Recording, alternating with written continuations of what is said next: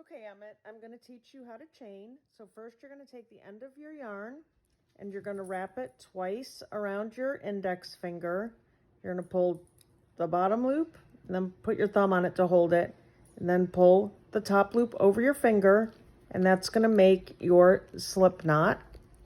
You want to put your slip knot over your hook and then pull the yarn to tighten it up most of the way, but not all the way. Don't make it too tight.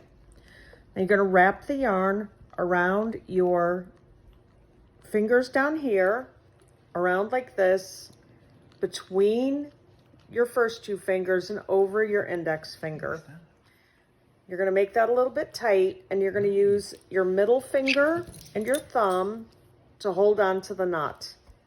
And then you're going to wrap the yarn around the hook, and you're going to pull the hook and the yarn through your slip knot. That makes one chain. Then you're going to wrap it around again, holding it your yarn between your two fingers like this to keep it tight. You're going to grab this again, and you're going to pull the yarn and the hook through the chain again. And you're going to do that again and pull it through again. That makes your chains.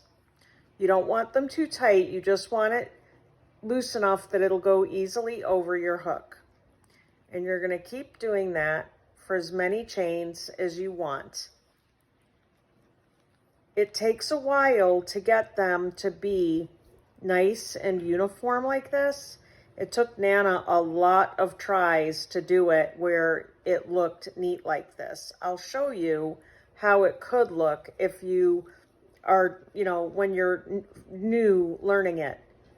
If you're loose and you're not holding your yarn good and it's real loose and you don't have it good and you kind of pull it like this and like this, and then you do it like this and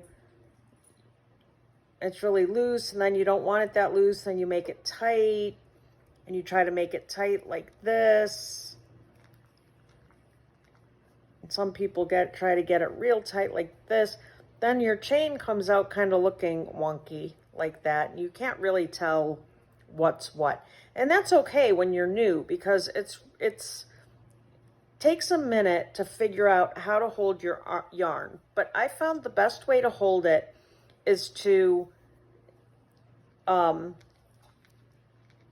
my loop on my hook and to just put it over my little finger and my fourth finger, and then come around like this, and then put it between my first and second finger, and then you can hold it to get the tightness between these two, and then pull it down because you need it to be a little bit tight for it to stick on the hook. And then these two fingers can hold your knot so you can keep a nice consistent tension on your yarn. Oops, it slipped out. If it slips out, just stick it back in. Nice consistent tension on your yarn when you are able to figure out how to hold your yarn.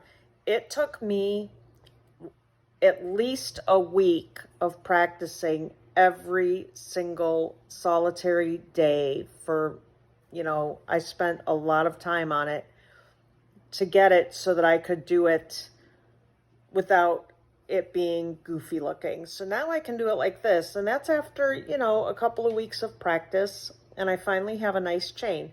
So just practice. You're not going to look like this, right away, but just practice. This is the front of the chain, and it looks like little V's, and this is the back of the chain, and it's kind of, I don't know what that looks like, but the front of the chain is V's.